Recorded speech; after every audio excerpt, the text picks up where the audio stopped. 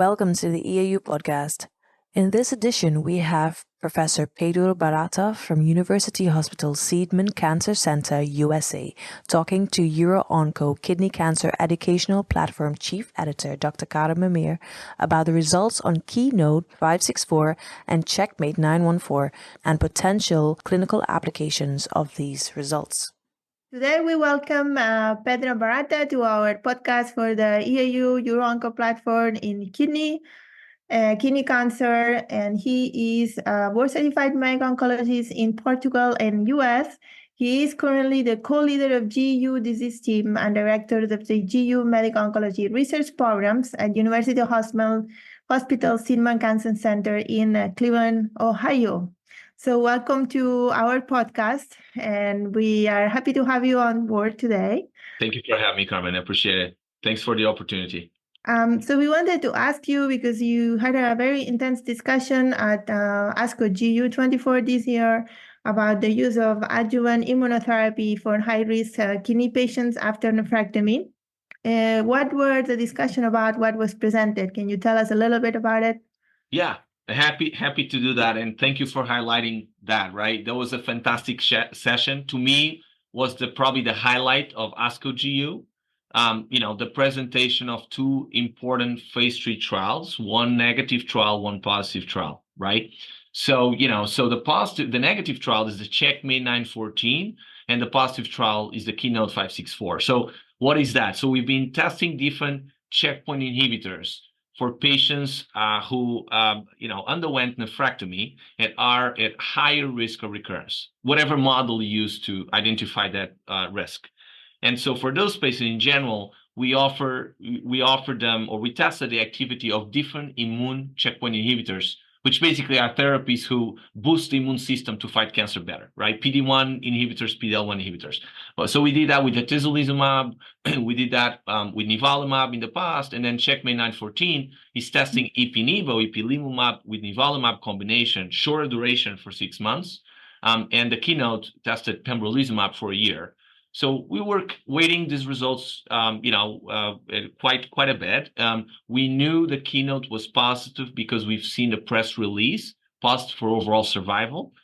We knew that we didn't know the results for the Ipi-Nivo, and the Nivo, for the Part B of CheckMate-914, right? We've seen the Ipi-Nivo on the Part A, but not on the Part B. So these session was highly regarded by a lot of us, and to kind of look at the data, understand what is going on about how can we help patients by offering them checkpoint inhibitors. So what should we tell urologists? Why should they send patients for adjuvant immunotherapy based on the current data? Right, that's a fantastic question. And Carmen, I don't know what the thoughts of urologists are. I know the thoughts of medical oncologists.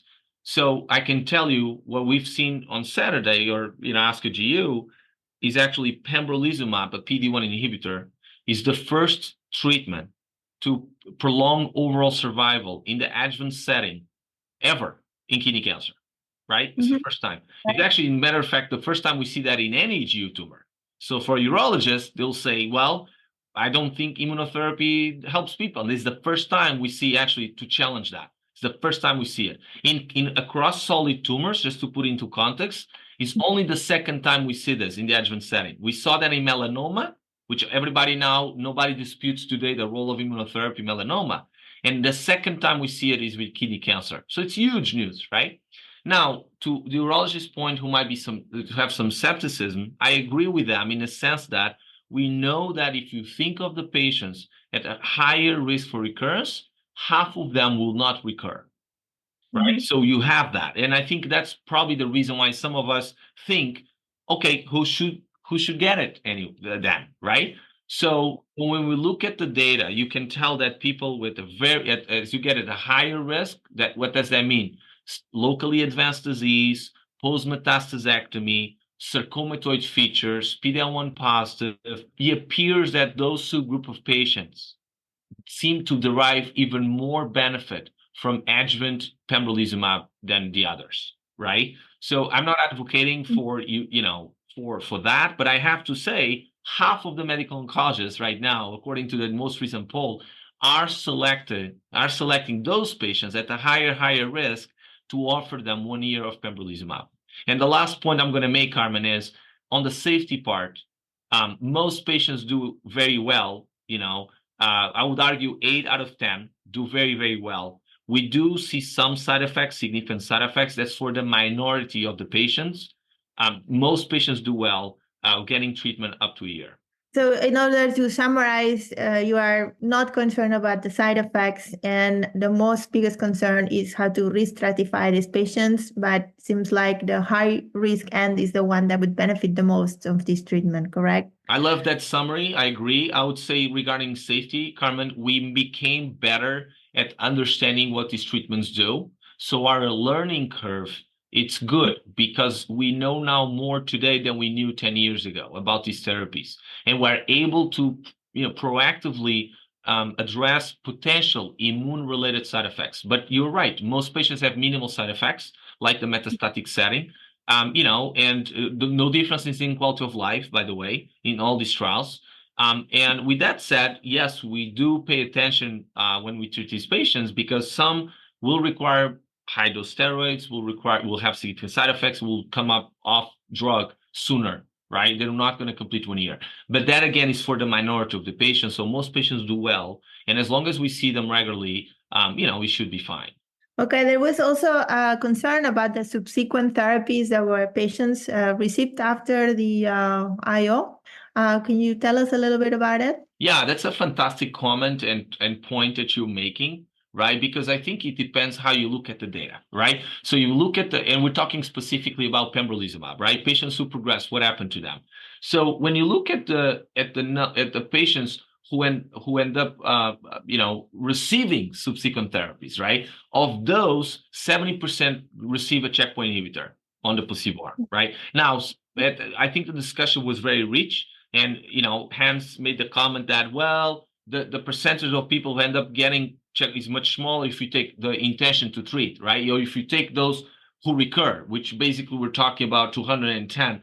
So the percentage drops a little bit for those who recur. However, we need to remind us, Carmen, that the recurrence on immunotherapy has a different biology. We don't quite know exactly the biology of those tumors. And some of these tumors recur with one spot. And for those, for example, we just do resection or radiation, for example, right? And actually, I think that might be the case because over a 5-year period, a quarter of those patients got surgery or got radiation therapy, for example, and we see that clearly. So there's something about the biology of these tumors that's not exactly the same as us having metastatic disease and offer systemic therapy to everyone, right? And I think that's an important point, and I think Tony tried to address that point, but that is my comment. I think the local therapy rate is probably higher. And obviously being an international study, the access to subsequent therapy is always different depending where you are. I mean, they point out 85% got subsequent therapies, on the placebo arm, which is not low, but it is a little bit lower if you account for those who recur, right? That number dropped a bit, but we do know there are differences in the world in the access to therapies, what patients get access to, and also the biology of the tumors. I think all of that helps explaining the numbers. Mm-hmm. So you kind of saying that what you do is what you generate is favorable risk recurrence if you are treated with a pembro. So that whatever you recur, your recurrence is going to be more favorable. Yeah, well, not necessarily. I think it's important to understand the recurrence. That's all I'm trying to say. In other words, it's different, Carmen, for a patient who recurs while on immunotherapy versus recurring 5 years later. It's different a patient who recurs with one spot in the lung or multiple spots growing at the same time, right? So the location of the metastasis, the number of metastases, the timing of the recurrence matters the way we manage those patients. And I actually had the chance to highlight how we manage them. We actually get that, I think it's a very nice algorithm put together and published at ASCO Daily News, where you actually can see the management depending on those factors. And I think it's a very elegant way to summarize that topic.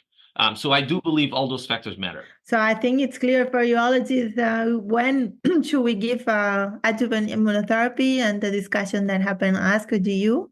Thank you so much for your interpretation. We're looking forward to hearing from you soon. Absolutely. I appreciate the opportunity, Carmen. A pleasure to talk to you and get the chance to highlight such important work and such great news for patients. So just thank you for having me on the podcast. Thank you so much.